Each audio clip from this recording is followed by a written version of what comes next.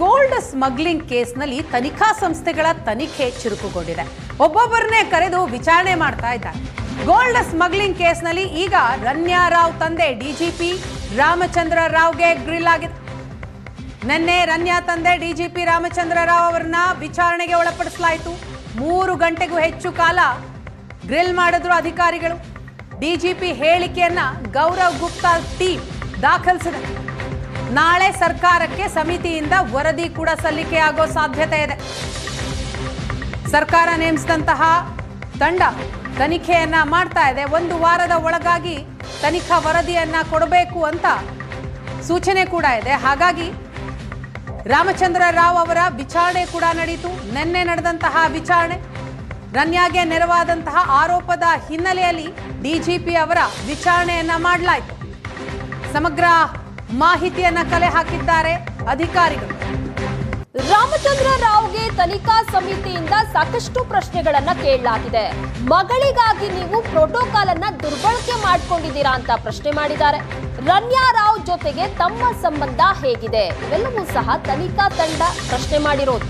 ರನ್ಯಾಳ ಚಿನ್ನ ಕಳ್ಳ ಸಾಗಾಣೆ ವಿಚಾರ ನಿಮಗೆ ಮೊದಲೇ ಗೊತ್ತಿತ್ತಾ? ಪುತ್ರಿ ರನ್ಯಾ ರಾವ್ಗೆ ಸಹಾಯ ಮಾಡಿದೀರಾ ನೀವು ಅಂತ ಎಲ್ಲ ಪ್ರಶ್ನೆಗಳನ್ನ ಕೇಳಿದ್ದಾರೆ. ಇದ್ರ ಜೊತೆಗೆ ಸಾಕಷ್ಟು ಪ್ರಶ್ನೆಗಳನ್ನ ಕೇಳಿ ಮಾಹಿತಿಯನ್ನ ಕಲೆ ಹಾಕಿದೆ ಸಮಿತಿ.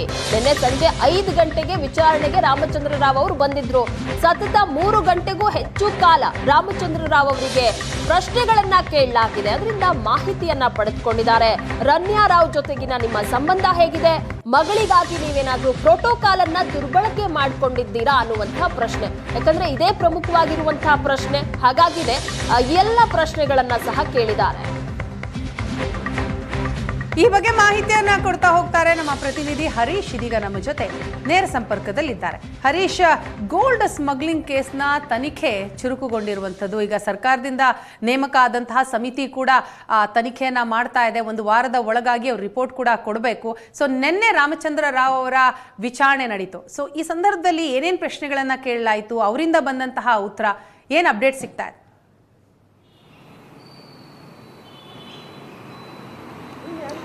ಖಂಡಿತವಾಗಿಯೂ ವೀಣಾ, ಈಗಾಗಲೇ ಏನು ಈ ಒಂದು ರನ್ಯಾ ರಾವ್ ಗೋಲ್ಡ್ ಸ್ಮಗ್ಲಿಂಗ್ ಪ್ರಕರಣಕ್ಕೆ ಸಂಬಂಧಪಟ್ಟಂತೆ ಪ್ರೋಟೋಕಾಲ್ ದುರ್ಬಳಕೆ ಆಗಿದೆ. ಇದಕ್ಕೆ ಡಿಜಿಪಿ ರಾಮಚಂದ್ರ ರಾವ್ ಅವರು ಏನು ಸಪೋರ್ಟ್ ಕೊಟ್ಟಿದ್ದಾರೆ ಅನ್ನುವಂಥ ಒಂದು ಆರೋಪ ಏನು, ಅದರ ಬೆನ್ನಲ್ಲೇ ಸರ್ಕಾರ ಒಂದು ಗೌರವ್ ಗುಪ್ತಾ ಏನಿದ್ರು ಅವರನ್ನ ಮುಖ್ಯಸ್ಥರನ್ನಾಗಿ ನೇಮಿಸಿ ಒಂದು ಸಮಿತಿಯನ್ನ ರಚನೆ ಮಾಡಿತ್ತು. 1 ವಾರದೊಳಗೆ ಈ ಒಂದು ಪ್ರಕರಣಕ್ಕೆ ಸಂಬಂಧಪಟ್ಟಂತೆ ವರದಿಯನ್ನ ನೀಡಿ ಅಂತೇಳಿ ಈಗಾಗಲೇ ಆದೇಶವನ್ನ ಮಾಡಲಾಗಿತ್ತು. ಅದಕ್ಕೆ ಸಂಬಂಧಪಟ್ಟಂತೆ ನಿನ್ನೆ KPSCL ಕಚೇರಿಯಲ್ಲಿ ಕೊನೆಗೂ ಕೂಡ ಡಿಜಿಪಿ ರಾಮಚಂದ್ರ ರಾವ್ ಅವರ ವಿಚಾರಣೆಯನ್ನ ಗೌರವ್ ಗುಪ್ತಾ ನೇತೃತ್ವದ ಸಮಿತಿ ಈಗಾಗಲೇ ಅವರ ವಿಚಾರಣೆಯನ್ನ ಮಾಡಿರುವಂಥದ್ದು. ಇಲ್ಲಿ ಪ್ರಮುಖವಾಗಿ ಇರುವಂಥ ವಿಚಾರ ಅವರ ಪ್ರೋಟೋಕಾಲ್ ದುರ್ಬಳಕೆ ಆಗಿರುವಂಥ, ಅಂದರೆ DGP ಅವರ ಅಧಿಕಾರವನ್ನ ಬಳಸಿಕೊಂಡು ಈ ಒಂದು ಪ್ರೋಟೋಕಾಲ್ ದುರ್ಬಳಕೆಯನ್ನ ರನ್ಯಾ ರಾವ್ ಮಾಡಿದ್ದಾರೆ ಅನ್ನುವಂಥ ಆರೋಪ ಇರುವಂಥದ್ದು. ಇದಕ್ಕೆ ಸಂಬಂಧಪಟ್ಟಂತೆ ಒಂದಷ್ಟು ಪ್ರಶ್ನೆಗಳನ್ನ ಗೌರವ್ ಗುಪ್ತಾ ಸಮಿತಿ ರಾಮಚಂದ್ರ ರಾವ್ ಅವರಿಗೆ ಕೇಳಿರುವಂಥದ್ದು. ಅದರಲ್ಲೂ ಪ್ರಮುಖವಾಗಿ ಈ ಒಂದು ತಮ್ಮ ಸರ್ಕಾರಿ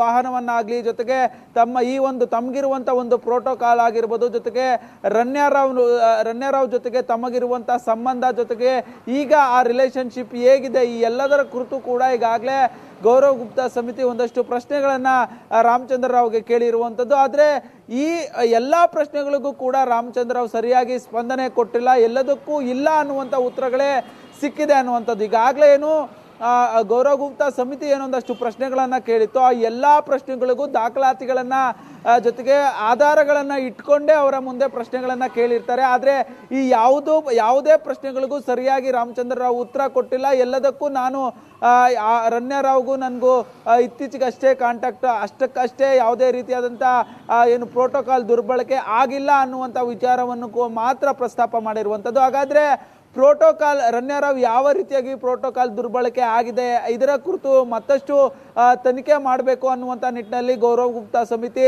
ಮತ್ತೊಮ್ಮೆ ವಿಚಾರಣೆ ಮಾಡುವಂಥ ಸಲುವಾಗಿ ಸಿದ್ಧತೆ ಮಾಡಿಕೊಂಡಿರುವಂಥದ್ದು. ವೀಣಾ,